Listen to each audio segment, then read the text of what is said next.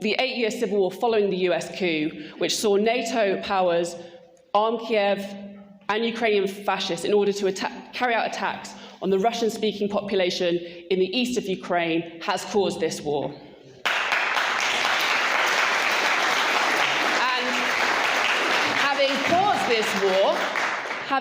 this war, you're not allowed to say that in the media, that's banned.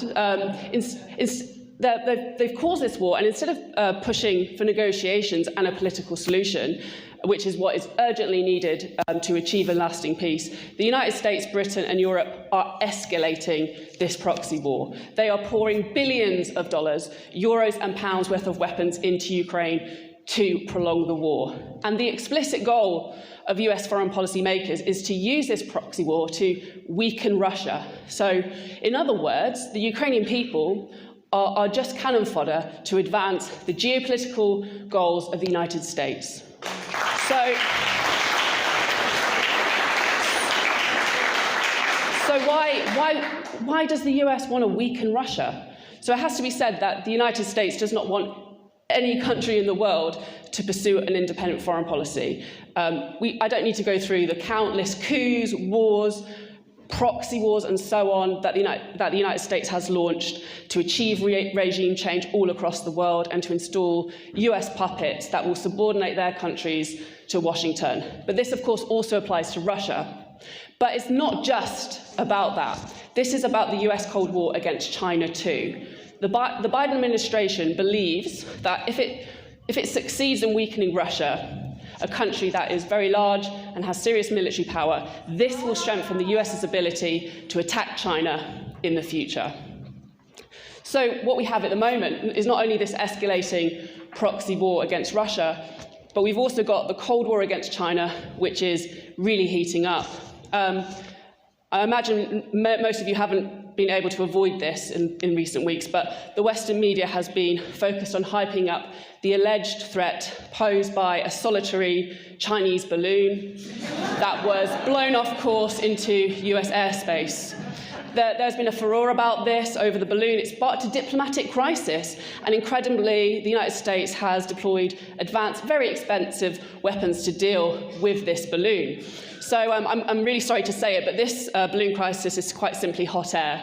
Yay. Sorry, the jokes won't get better. They won't get better. But in all seriousness, this is a manufactured by the United States to whip up hostility to China within the United States and create an atmosphere of tension in the world. And Britain, of course, is joining in with this fast. We had our very own Prime Minister declaring it will do whatever it takes to keep the country safe from balloons so we can all sleep soundly. We've really got to understand that the US and its allies are attempting to prepare public opinion in the West for a possible hot war with China. I mean, how devastating would that be for humanity? And Washington, I mean, this is the news, balloons, balloons, balloons, but what Washington's been doing in recent weeks is working with key allies in the Pacific region to escalate the military encirclement of China in preparation for a potential hot war in Asia. So instead of embarking on a policy of international cooperation to solve massive problems like climate change, the entire US political establishment is uniting around a very aggressive policy aimed at stopping the rise of China. So I just want to take a moment, the extraordinary economic, social, technological rise of China, bringing over 800 million people out of poverty in 40 years. I mean, the Western media say, but at what cost? But at what cost have you brought hundreds of millions of people out of poverty? Anything that China does, there's a negative spin on it.